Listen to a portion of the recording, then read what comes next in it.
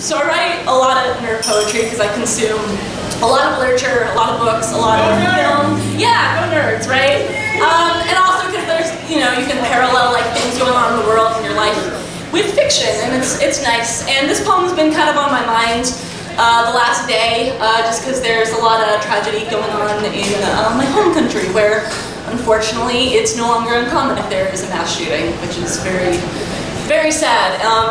And I don't have a poem to kind of go along with what just happened, and I didn't have time to write a new one. But this poem is about kind of just finding light and like believing in happy endings and believing that things will turn out for the better. And yeah, that's all I got. I hope you guys like Stephen King novels. After Ratatouille and Clementine von Radix.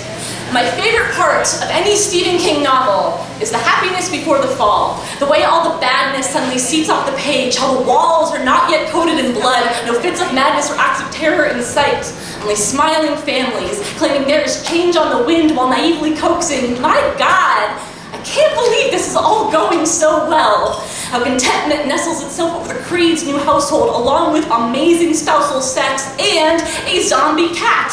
The Torrance marriage resurrected, healing high up in the Colorado hills, far from vicious histories. The way Carrie smiles and feels normal for the first time in her life in the arms of a boy who is not laughing at her for once.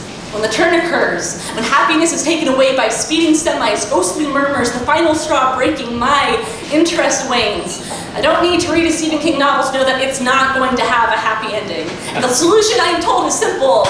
Don't read King's books. Stick to your Harry Potter or something of much safer texture. But when you get your hands on an entity with so much substance, so much deep beauty like the way King writes, you cannot simply return it to the library. Like Kurt Barlow once invited into your home, and it's impossible to stop these books from entering. So I brace myself. When Annie drags the axe in from the barn, when John Coffey asks for no bag over his head, when Carrie does not notice the glint of a suspended bucket, and I find no fright in these horror novels, but I've come to realize that I am so over tragic endings. I'm ready to be told that the monsters are defeatable, that the vampires, the Pennywises, the Annie Wilkes of the world are not looming behind every corner, that the aneurysm that got my mother is not waiting under my bed with the axe, that my boyfriend's urge to self-destruct will not leave me digging his grave in the local pet cemetery, that the man who closed the bedroom door when I asked him not to is not lurking in the old house up on the hill, that my small semblance of sanity will not flee into the backyard hedge maze and leave me to freeze in the snow,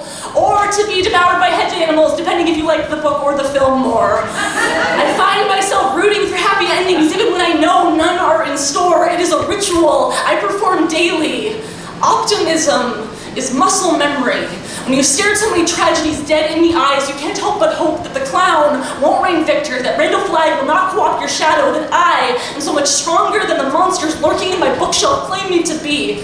I know life is more than a gripping page-turner, misery tantalizing every chapter we face, and it may read childish, may analyze the tragic flaw within myself, but I have always believed in happy endings, whether in fiction or reality. I know that they are out there. I have to believe that there is a world where Jack suppresses the ghost, Paul finds the front door ajar, Brooks is still here, Rachel does not witness the demolition of her family while still getting to keep her cool zombie cat, a world where Carrie gets to be prom queen.